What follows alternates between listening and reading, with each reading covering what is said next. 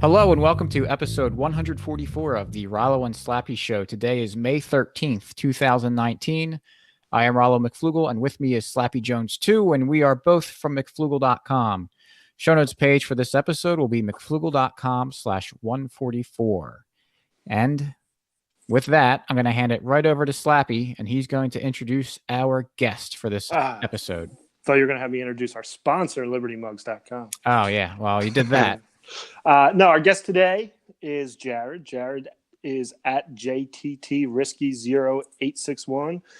Jared is a Marine Corps veteran who is starting a podcast. And as the meme goes, as Rollo corrected me before we went on, it's a meme. Every libertarian has a podcast, but we think that's a great thing. So we're happy to have Jared on. And Jared, welcome to the Rollo and Slappy Show. Thank you for having me on. Yeah, so tell us a little bit about your podcast plan. Well, actually, before we get into that, you're a Marine Corps vet. Yes, sir. You are a little bit anti-war? Very, extremely anti-war. Yes. So how does that happen? Because we were saying before we went on, we were saying this too. Many of the veterans I know personally, of course, I have close relationship with them, but actually every Marine, every Army guy I know personally is pretty anti-war right now. They don't always agree with me on every policy, but when it comes to war, we are in total agreement typically, and I find that so interesting. And I would like to hear a little bit about your story and how you went from the Marine Corps to being anti-war. And were you always anti-war? I guess I'll start right before enlistment. So I listened in the Marine Corps when I was 17, got the whole parent signature so I could do it early, but I only didn't go to boot camp till I was about 18. But went through that, and the journey to discovering that the military sucks is really, really a hard one. But it's definitely not something you notice unless you're really smart or you notice it firsthand. Because I can't even tell you the reason I really joined, honestly, anymore. But it was more or less, I grew up in a poor family in upstate New York, where the middle class gets destroyed by taxes every year. So when you're in that environment and then you're subject to a public schooling system, which has nothing but high regard for the military and our wars, and you just wind up signing the dotted line because it's safe. Well, yeah. No, that's interesting. I mean, there is. I can certainly see why anyone would join the military. I was a senior in high school when 9/11 happened. So I went down to the Marine Corps recruiting office. I was ready to go. I was angry. My football career and my dad kind of kept me from enlisting, but there is, no shame in being a 17-year-old. You see these Marines come in, they look sharp, they're cut, they got their suit. Well, I don't know what you call your uniform. Oh, yeah, not to interrupt you. Yeah, it is like I said, government propaganda is a bitch to overcome at 17. Oh yeah. And absolutely. unless let's be real here, the whole libertarian atmosphere and the anti-war sentiment amongst the population is not really broadcasted a lot. And not a lot of 17-year-olds look for that kind of information when they're younger. So they definitely get you. They get you pretty easily. Well, They yeah. do. I mean, when you're a boy and a young teenager into your teenage years too, all looking at jets, the fighter jets and tanks and stuff. Oh, and yeah. God, it's cool. It's awesome. I loved it. The thing I love history. The thing that got me in the history was military. It started with military history, and then it went into more history. But it started with I'm a freaking 16, 15-year-old boy. I like things blowing up. I think that's something. What Scott Horton said that in one of the recent podcasts where he mentioned Americans are stupid. They just like watching shit blow up on TV. That's 100% true. That's absolutely true. Yeah. And I think there's not too many people, I don't think, who didn't feel that kind of urge. Like that would be really cool to do. When you're a kid, when you're a teenager. Yeah, I mean, I've refined my taste now to enjoy stuff blowing up when it doesn't involve killing people, at least. Oh yeah, 100%. But it we'll get to the war part in a little bit, but So if you don't mind saying, and if you do mind saying, please tell me, what go year for it. did you enlist? What year was it? 2011, the end of Okay. 2011. So where were we in our foreign policy? I mean, Ron Paul was running for president for 2012. Was this after? This was before the Afghanistan surge that Obama was doing. No, I think it was I like don't right know. in the beginning of it. Just off, I can't think of it off like actual what was Afghanistan surge, but I know for a fact that there's obviously we know the units that are above us. They wind up being our seniors and stuff like that. So I know there was a lot of guys who went to a lot of really heavy deployments, like right before I kind of became like a mature Marine when I was in the fleet, which was like a few years later. But 2011, I don't know.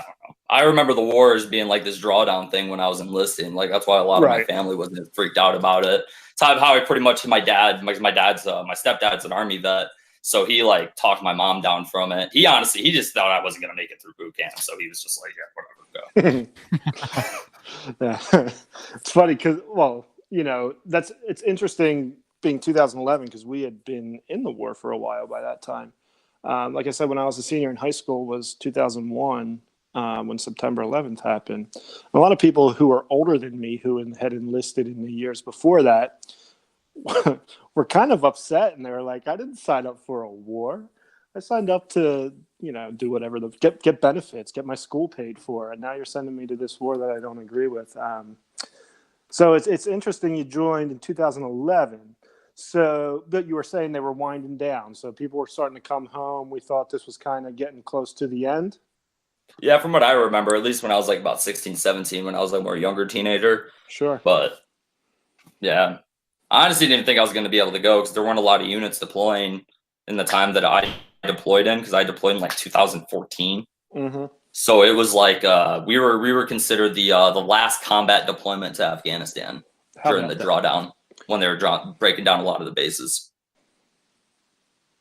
Gotcha. So how long were you deployed for?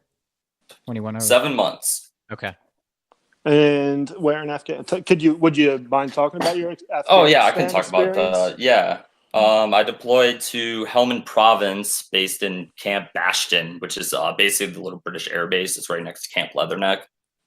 And basically our entire mission was more or less they called it disrupting the enemy. So the first stage of our mission was that we were drawing down. So it was 2014. It was like that big drawdown phase, and they actually did do it at a lot of the bases. Like one company got posted out on like this one base, and basically just sat there and guarded it while it got broken down. And then a big part of our mission was to basically create like a giant secure route from like one of the northern bases of Afghanistan so that they could break it down and all the troops and equipment could come through that.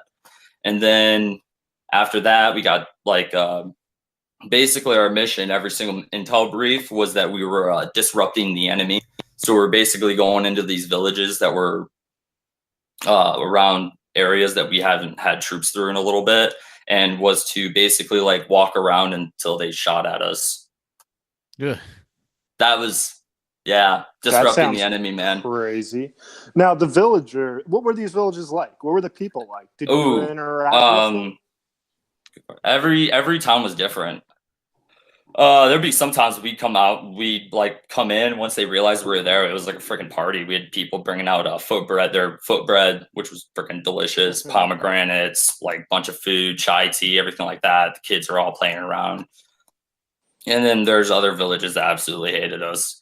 We used you were just told like the other Taliban villages, but it's like, no, these guys just don't like us, because they hated the Taliban too. The interpreters would talk about it. Like the village hated everybody. They just want to be left alone, would you say? Yeah. So majority of Afghanistan doesn't really give a shit who the president is. Right. Like pretty much once you go outside the outskirts of the capital, it's whoever's the chief is the chief. Like he's in charge. He makes the rules. He's in charge of the village. Like even the like Afghan army and everything like that, pretty much they just go and talk to him because they have no real authority. Yeah, that's so different compared to what so many Westerners are used to, that, we have this, the federal or central government that really does have an impact on your life. And although that said, you can understand when you go out into some parts of even the United States, out to like maybe the Midwest or the Rocky Mountain region. Oh, dude, doesn't even compare. Like, no, no. I'm saying that there's like a small amount, like you can kind of get lost out in the shuffle there. Oh, easily. Like backwoods Alabama types. Right, but Dude, I mean, like, you can go into backwoods Alabama types times like 100. I'm not talking Right. about like ferocity or the fact it was the evil bad guys or anything. It was more or less like, dude, these people are like in the stone. This is what the first thing that really got to me was like, these people are living in the Stone Age with AKs and fucking motorcycles, Right. and I'm like controlling, because my job was to call in. My job was to call in airstrikes. I was in charge of the air assets designated towards a platoon or whatever, or towards a company. So I'd get air tasked to me, and I was in charge of that stuff. So I'm like sitting there, so I know like what all the munitions are, like how much they cost, like what their effects are, everything like that. And I'm like, we're fucking using this for that. Yeah. So talk about that a little, because we always, I mean, part of the joke or the line that people say about these wars is that we're, the greatest, most powerful army in the history of the world is kind of losing a battle against cavemen. Is that accurate? I mean, it's kind of, I don't know. That gets into a complicated question, because that gets into like what each side determines as a victory. Sure. Mm-hmm. And when it comes to like you're getting into like military stuff, when it comes into like an unconventional force versus like your conventional military force, their objectives are so out of line with each other that both sides can declare victory and be correct. Mm-hmm. Sure. Like, as long as America's there and they keep fighting, they're there. As long as somebody there, that's the thing, is you can't beat an insurgency, because unlike a military, you have to enlist and you get the orders and you're in the military. It's anybody who picks up a fucking rifle, goes and shoots at U.S. Marines and says I'm Taliban, they just go, hey, you're Taliban. Sure. It's a different kind of war for sure. People love to point to World War II, where you had two conventional powers and militaries, or multiple militaries and powers. Fighting an insurgency is certainly different. And how do you kill an idea? Even in World War II, you look at like Yugoslavia or freaking Yugoslavia, the Polish resistance and the French resistance. Like, the insurgencies are really hard, man. Even against the strongest military on the planet. Sure. Absolutely. I mean, I think you have history or example after example in history shows that, you fight in someone's home turf. That's a different story than going out into a battlefield somewhere and settling a score. Yeah. Oh, yeah. So tell me about, you enlisted in 2011. You got deployed in 2014. In those 3 years, are you in the United States? Are you training? Were you at an overseas base somewhere? So the way the Marine Corps works is you go to boot camp for 13 weeks. So I went to Parris Island. I was East Coast, because obviously I'm from upstate New York. So I go there. You go there for 13 weeks, and then you get 10 days off to go back home and see your family. Like, hey, I'm a Marine, yay! And try to go get laid in your new uniform and try to beat somebody up because you got a tan belt boot camp. And all of a sudden you could drink more too. That's the best part. When you get back from boot camp, it's like all of a sudden, I can totally drink more because I haven't drank in 13 weeks. It got yelled at and hazed. So like now all of a sudden I'm a better man. But no, so then you go to your every Marine, this is where they start different from the armies, then you go to combat training. So I wasn't infantry.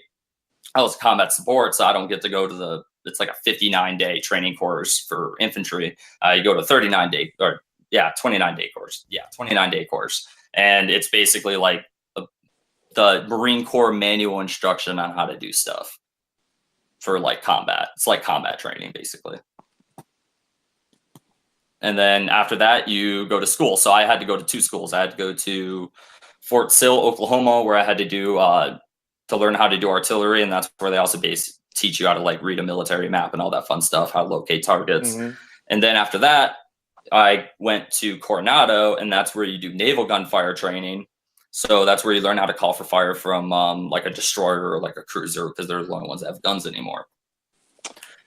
And then I got sat in the fleet, but because of the current war, you can imagine how artillery and naval guns isn't really like a useful thing in Afghanistan. So you basically, in my job, you didn't really deploy or do anything unless you proved you were good, and then your unit selected you, went to what's called JFO school, which is where you basically learn how to do aircraft and you get the certification that you can target for aircraft. So the whole time you were doing this training, did you know you would eventually be in Afghanistan, or was I mean, obviously it's a possibility, but did you know when you were being deployed, or is it just kind of like you get a phone call or a letter or called into an office and they say we're shipping you out next week? Oh yeah, because basically the only units deploying to Afghanistan at the time were at 29 Palms, so I got stationed there. So it was like, oh, there's the possibility. And then yeah, once you get sent to JFO school, that unit makes that investment because it still costs the unit money. I know it's not their money, but it's still, they have to pretend they care. They have to pretend they actually have a budget. Right. But I'll tell you a funny story that you're really liking a little bit. But freaking, it'll totally surprise you. But yeah, so then if they're gonna make that investment, then that's usually because you got slotted for deployment. So once I got sent to JFO school, then I got put into like this little fake team within our own unit. And then they do the paperwork and I get processed over to the unit I'm going to deploy with. So I get attached to that unit and then, yeah, then you're a part of them. So when you're in JFO, is that what it was, JFO school? Yeah, it's like a 30-day air support course. Sure. Where were you politically at this time? Would you have considered yourself libertarian? Oh, no, I didn't truly consider myself like libertarian until I was about a year out of the Marine Corps. But I definitely became like more adamantly anti-war. And I started leaning that way thanks to one of my buddies that I was with. He already had converted to the satellite. So he started kind of like subtly, he did it right. He just subtly kept dropping like little bits of information on me throughout time. This is one of your fellow Marines? Yeah, he's one of the guys I moved out here with originally. Yeah, so you want to tell us about that a little bit, like where what kind of stuff did he do, and what kind of what ideas kind of stuck in your head? I'm interested in this because I've never really considered that. Or I don't know that I've never considered it, but this idea that you get one guy and kind of starting to spread the seeds out there. I would think, or at least I would say that it's to me, I would assume it would be more of a very personal thing that you just kind of go through something and it kind of smacks you. Was there a moment? Was there something that stuck out? I know Rollo and I have talked about it before, but for me, it was back in 2008, and I was having an argument with a Democrat about the presidential election, and I was like, well, I am never going to lose an argument again. I'm going to go get an economics book. Happened to pick up a Henry Hazlitt book, Economics in One Lesson. Didn't know who Hazlitt was. I just looked at the table of contents. I said, this is what I want to read. And that was life-changing. And that was the moment that put me down this path. Was there anything like that really stuck out? Maybe you said something or you read something? From him personally, not so much. It was, I remember one argument we got into about like, it's because me and another Democrat guy were like arguing with each other. So he was a Marine, but he was a Democrat. We were in an argument in the smoke pit, which is the place you can smoke around your barracks. And basically he just like came out because I was like trying to defend like, oh, the national debt, but he was a slightly smarter being at the time. So he was like, well, why does the national debt matter? Because he's a Democrat. And I couldn't answer that question because I never really read into economics. I'd always been more into history and everything. So he basically started yelling at me because I was more wrong than the Democrat, because at least the Democrat knew he was stupid. So that kind of, yeah, that was a big whammy to me. Honestly, it was I'm gonna get so much hate for this. Gary Johnson. Yeah. No, it was, I already had the ideas at the time, but it was more or less like, I was like, oh, he was the one when I entered into like, when I thought voting mattered still. Sure.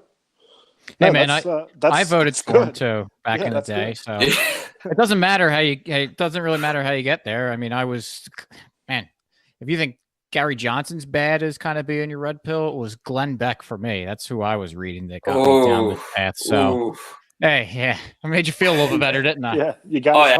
My dad was a big Reagan conservative back in the day. I've actually converted him. I got him to vote for Larry Sharp. Voted for the first time in like 10 years. Got him to vote for Larry Sharp.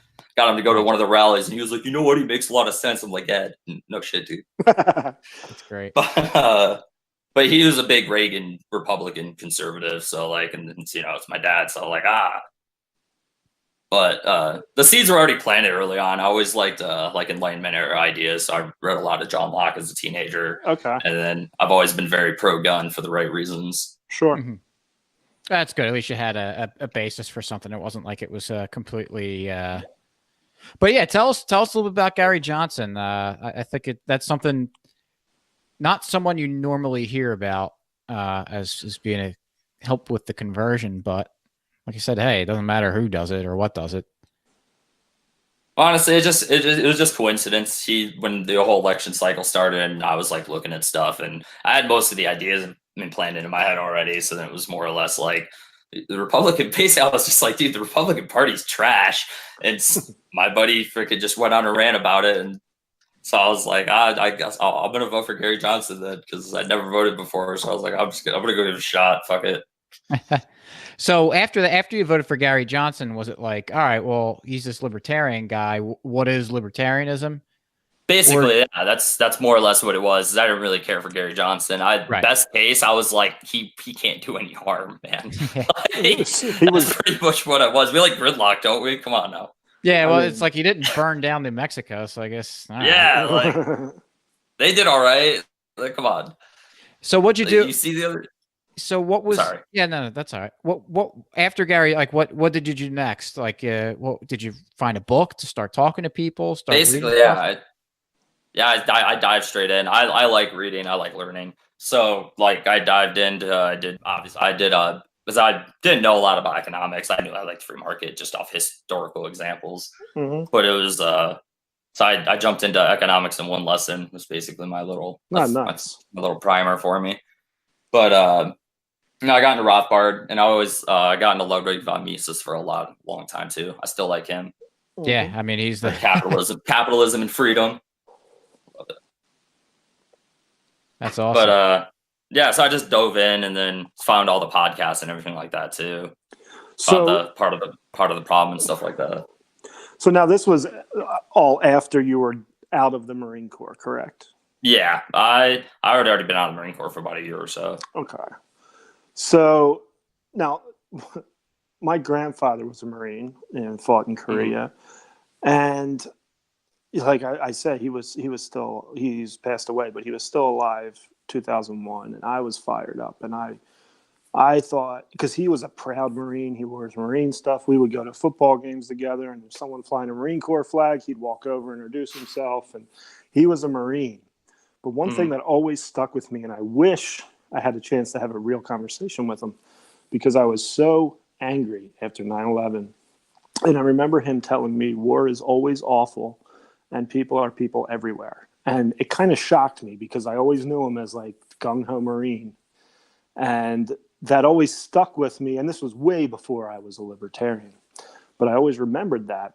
And then, as I was saying earlier, some vets I know personally are also very anti-war. Is this a common thing? Do you see this with a lot of your I don't know, your comrades, your fellows, vets? Is this like, would you be comfortable talking about this stuff with most Marines, or is it, I think from the civilian outlook, like I was saying, when I look at Marines and they, when I used to work in a bar, and you always knew who the Marines were because they were always telling you they were a Marine.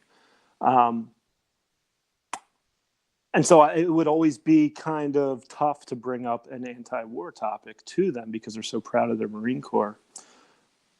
But I have found that a lot of them are anti-war. Do you think that's a common thing? Everybody thinks war is really badass until you actually go do it, man. Until you have to be there, sure. A lot of people figure it out quickly because they're smarter than us when we're younger. But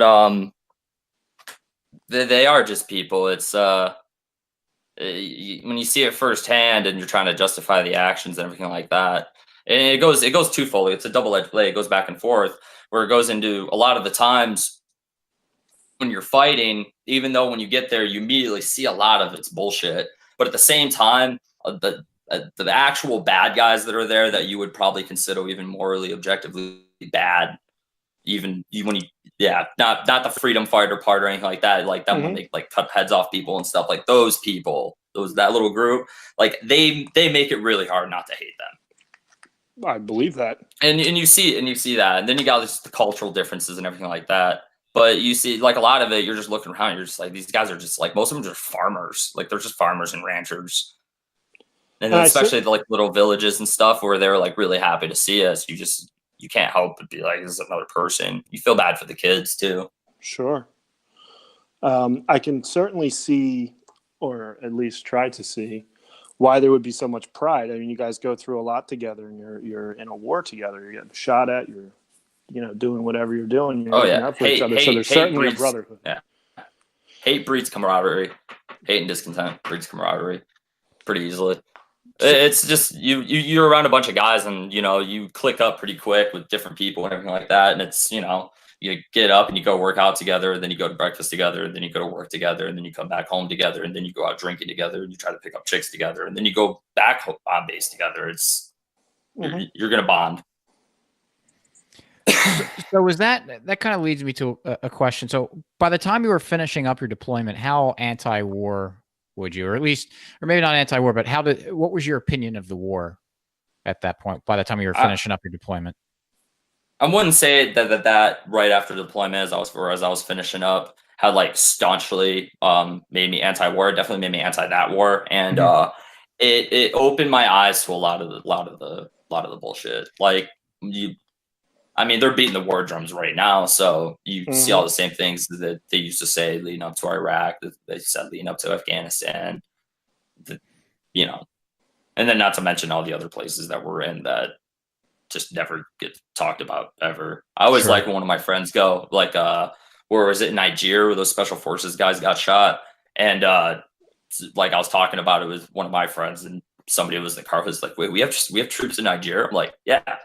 We have troops everywhere, man. Yeah, that was the first I heard. Fucking bases all over the world, dude. Well, that's what I wish people had better reactions to when you hear about American troops getting shot or engaged somewhere. It's like, people's reaction is, it's whatever the reaction is, but the reaction should be, wait, why are there American troops in country X? I love that reaction. I'm like, let me tell you, because I don't know. Let me. I tried to figure it out, and the only thing I can think of is Empire. So like, if you got a better option, you got a better answer than that, then please, I like to hear it. Really sucks to figure out that you're a stormtrooper, man. You're not Luke Skywalker anymore. So yeah, with that, I mean, I know just a few minutes ago you were talking about the camaraderie and everything, and even the hatred for some of those, the guys that were cutting heads off. Is that what gets you through the end of your deployment? Because I have to imagine that's got to be like an emotional and mental just huge thing to overcome, that you still got to fight this war over there, but like now you're just like, man, what gets you through all that? It's like I have to imagine it's awful. A lot of the times it's a lot. For one, it's the only thing you really focus on at the time, because the kind of environment that you're in, and then on top of that, when the bullets actually start flying, man, there's no big picture. It's right. It's raw animal. It's fight or flight. You rely on what you know, and you try to work your way through it. But outside of that, you're not thinking of it a whole lot. And it's not like, I always hate it that for some reason it's not mainstream to have the concept that both sides of a conflict can be absolute shit, like Civil War, for example. Right. And it's the same concept here. It's, one thing that got me was it wasn't the Taliban and everything like that, but it's like, we're not just fighting the Taliban. We're also fighting the ones that do get you, is the fact that you realize a lot of times you're fighting somebody that's trying to shoot you because we fucking dropped a bomb on his uncle like 12 years ago. Right. Like you're talking about like 15-year-old kids that have like no identifying marks of radicalization, no, propaganda or anything like that they usually find. All they have is an old ass Turkish 8mm Mauser that they can go get their revenge with. It goes between that and then actual like organized bad dudes that are like trying to blow you up and stuff. Yeah, it just confuses and and complicates everything when you've got. Oh yeah, There's no, you know, for lack of a better term, there's no one clear enemy. It's just, man. Oh yeah, and they're not very everything. smart. They're not riflemen by any nature. It's probably the reason why they don't do as well as they should. A lot of times they set up some pretty complex stuff, but like they really, really need to like go to their range more or something because they suck. Like they're terrible. Like there's no reason that a lot of us should be standing around anymore. If like I could throw you behind like a machine gun for 5 minutes, you'd probably do better. Well, like you said, you give someone from I'm like you said, they're from the Stone Age. Essentially, they're very poor. You give them a powerful weapon, and it's like, yeah. I mean, they build those AKs in like caves, dude. Like they sit there. They just grab a bunch of parts from all different AKs from all different countries. They sit there and assemble them together, shave the wood for the stock and the handle and everything. They just slap them together and out they go, man. There you go. Which is, I mean, that's ballsy, right? I mean, like we could sit and talk about how terrible shots they were, but I mean, man, you're going up against like this well-groomed military machine, and you're just a kid who just like, I don't know, it might have been the first time he shot a gun. Yeah, and he's about to just get overwhelmed by firepower. Especially the Marine Corps itself. Like that's the SOP or the standing operating procedure is you take contact. It's an assault force for the military. It's what the Marine Corps' purpose is, really, and subjectively. And so, like, you overwhelming firepower maneuver. Like, so when it's like some kid with absolutely probably shot that gun like 4 times in his whole life, like once at a coyote, and now he's taking a shot at Marines and then like a bunch of machine guns, grenade launchers, rifles, just everything. Yeah. Man, yeah. So it's like that's why it just seems so. I can't think of the word, but it's so in vain that like trying to win this fight where you got these people like that are willing to do that despite just the absolutely overwhelming odds against them. That's an idea that you're just never going to kill. Oh, the best part ever too was about not even, I think it was a month after I left, after I was back on base. I was sitting in the chow hall and I look up and I'm looking through like my my phone, my news feed and everything like that. And the barracks that we were staying in on Camp Bastion got attacked and they got blown to pieces. Like the entire base got overrun. Like 3 weeks after we left, we're just like, really? Wow. Like y'all couldn't hold it together for like a month. Yeah, really? So going back to your experience a little bit, you said as you were there, you realized how this war was bullshit. Was there anything in particular that stood out? Do you have any stories where you were like, why the hell are we doing this? What are we doing? My very first mission, doing helo inserts, we have this whole operation. They're sitting there we're going to disrupt the enemy speech. And then like, they're telling us like, this is a drug compound, like, because the Taliban pretty much, or all those organizations pretty much use drugs to finance by drugs. It's easy finance. Sure. And so like big drug stashes would be like a big marker for us to like, oh yeah, there's probably bad guys there. So they're sitting there talking about weapon stashes, drug stashes, that like this is gonna be like our Fallujah, this is gonna be a war, it's gonna be a battle. We're all like, what? We get out there, we insert, we're starting to clear the village, we're getting the villagers out, and this old guy comes out and starts talking to our lieutenant, and they're having this big conversation. Our lieutenant's looking a little confused, the interpreter sitting there relaying back and forth, and then a bunch of younger males, like I'm talking about like my age or younger, about like in their 20s, and they come out and start beating the hell out of this old man. I mean, hitting him with rocks and just kicking him. And we're sitting there like, we thought this was their village elder. We were like, what in the hell is happening? Turns out that in that certain village or in that area, they don't understand the concept of a mental disability. They don't understand what it is. So he's just crazy. And then so we spent 2 hours talking to that guy, that he's just telling us the whole village was Taliban. Right. The actual village elder comes out, completely complies with us, gets all of his villagers out. Us and the Afghan army start going through the town, going through the houses, searching the area, and hours go by. We're supposed to get resupplied with water. Don't get resupplied with water. We go about 5 hours. But we went about 4 or 5 hours in about 125-degree heat with all our kits and everything. No water. And our lieutenant was still trying to make us do combat patrols, even though we had no contact and no sign of contact at any time. Finally get resupplied, get the water, start looking through all these, the whole time we're looking through all these markers. Turns out that our drugs and weapon stashes were holes that they were pooping in. It was an entire like 2-3 day operation that had this whole name, this whole objective talked up, and we just raided a farm. Oh man. Yeah. Like I'm talking, we're interdicting vehicles, like popping pen flares in front of vehicles, doing our IAD searches, like this whole shebang. Not a shot was fired. We had a casualty because somebody didn't eat enough, so they couldn't retain water. And they freaking stroked out. So there was our casualty. Oh, we roasted. We roasted like 4 or 5 hours in the sun. So these people got to be thinking, like, what the hell is wrong with this? Oh, and the best part is we made the villagers, they were out there with us the whole time. Jeez. At no time did we ever go like, hey, maybe we should let these people, like, I don't know, back into their houses. And, but, they might be bad, we're raiding this terrible place. They might go get their guns and shit. I'm like, I would, man. Fuck. Was that something, obviously wouldn't happen every single time, but is that like not a rare occurrence that something like that would happen? Oh, dude, military intelligence is the biggest oxymoron on the face of the planet. Dude, like, yeah. Like, you go into these, like, places, like, it happen all the time. Like, even a clock is right 2 times a day, so. Yeah, if you rate everyone, you're going to find it, right? Yeah, so, like, we'd find stuff, or we'd go in, we'd find stuff, and, like, weapons and stuff, but it's like, man, we found, like, a 30-pound bag of opium and, like, an AK, but it is Afghanistan, so, like, I don't know.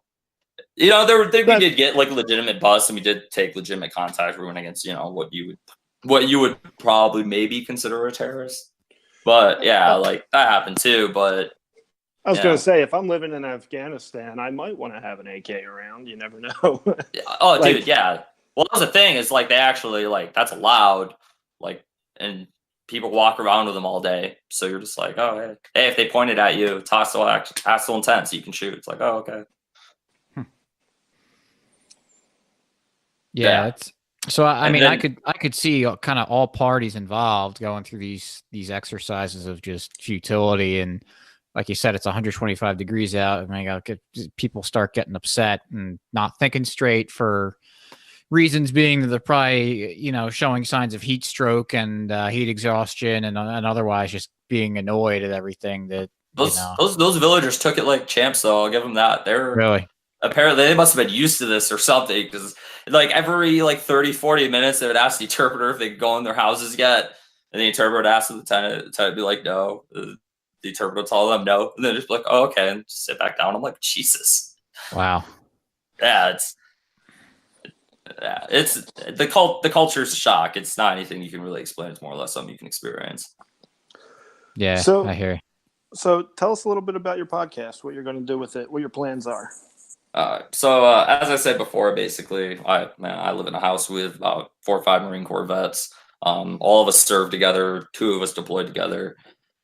And basically, the 3 of us got to talking, want to start it. We don't see, like, for as many libertarians that we know that are out there that are veterans, we don't really see something that orients itself towards that in any kind of way. Like off the top of my head, I can't really think of many that actually use that as like more or less the front runner or like the main theme of the show. And trying to being a veteran and being exposed to libertarianism, if you don't enter through the right ways, can be a little forbidding. Is that the right word? Yeah. I can imagine, yeah. Mm-hmm. Oh yeah, dude. Like when I first got into it, it's all like, oh, you're a welfare horde. I hate you. And I'm like, oh, dude, nice to meet you too, man. It's like, peace, love, brother. Like I don't like I'm like, especially I'm not an ANCAP, so I get the memes. I get the memes all the time. I liked what Weather Girl said on Fadcast was I'm anarcho curious, but there you go. But no, I like. So I like all those memes and everything. I could take a hit to the chin. It's okay. But I wanted, but most for the podcast, I wanted something that can introduce someone to it. If I can get at least a couple more veterans to at least be introduced to the philosophy, because there's plenty, especially anti-war veterans out there, as you guys yourselves have said before. So the population's out there, and I don't know.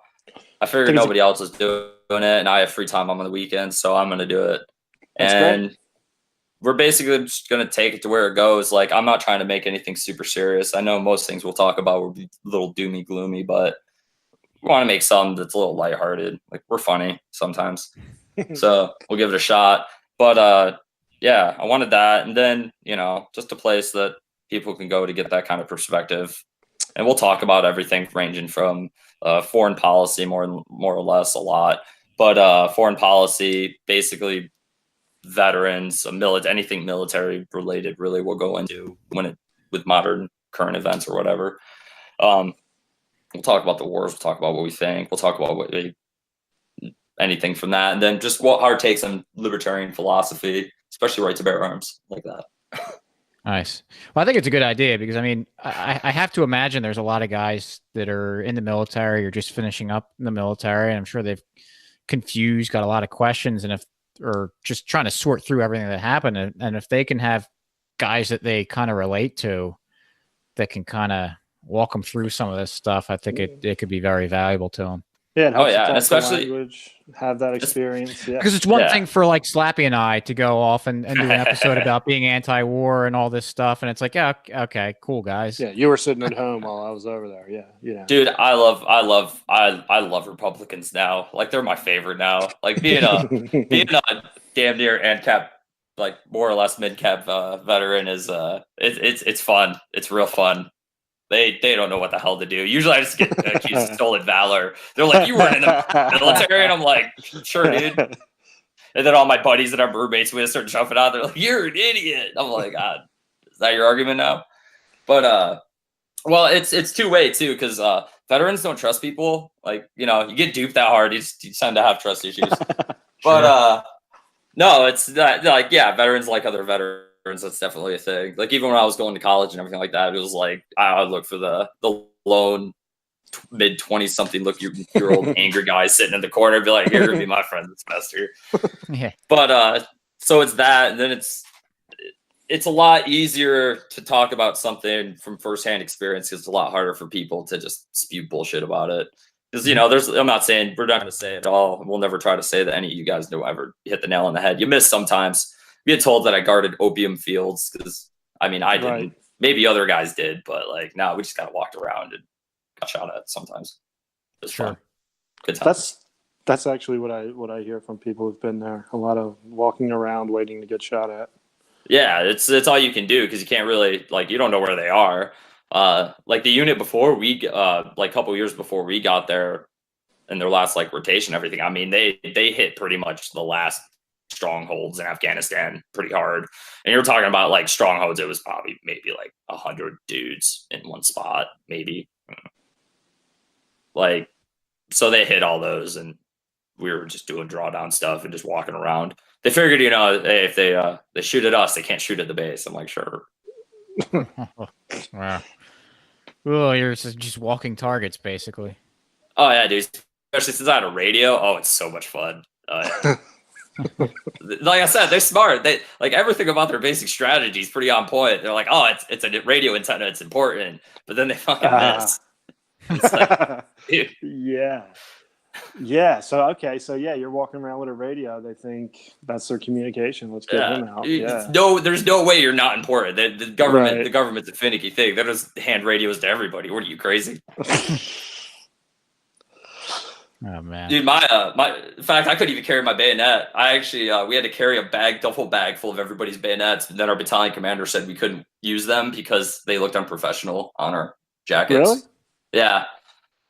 And then I got yelled at on an op because I didn't have a knife, and I was like, "Well, I was supposed to get my issued bayonet, but apparently it's unprofessional for me to have my issued bayonet." Is there a reason for that? Like, no, it was his decision, man. It's the Marine Corps. Dude, don't apply logic. Don't apply logic to it. Gotcha. Like, the thing that I was gonna really like is my first. It was real good. My first battalion commander, when I showed up to my unit and everything, he he got brought down in rank and everything because he was money laundering. He was like, oh, jeez. yeah, he got caught with it too. He was like, he would lie on how many shells he used on a field op, and then just like, What, do peace they like out. write him a check for it? Yeah, they like, yeah. So like he has his budget and everything, and they actually have to like buy the shells. Right. So then he would claim they shot 150 shells, but they only shot like 140, and then he would use those shells to replace ones, and then in some way he was able to like scheme Get money out of it somehow. Sure. Yeah, it was fun times. That's interesting. So what's your podcast going to be called? Do you have a name? It's called Biting the Bullet. Is the name we got right now. I like it. That's what we're going with. We stuck with it. Is it live? Can we subscribe? Not yet. Actually, we underestimated how much Mother's Day was going to screw their plans. I put a tweet out about it for the like 4 people that are looking forward to this. But but no, yeah, Mother's Day kind of screwed with our plans. We weren't able to get recording and everything like that. This was actually the test for our microphone too. So cool, good. Nice. So do you have a website yet, or just either a way for people to find the podcast when it's released? We have a Twitter page. I just have to finish the graphic on it. We're going to start using it. We're going to start using it when the podcast comes out. For now, people can follow me, and if they want, they'll see. I'll get the other guys to post something about it to try to get people on them too, so they can see what's going on. Sure. And your Twitter handle is, so people can hear? JTT Risky at JTT Risky 0861. JTTR's uppercase.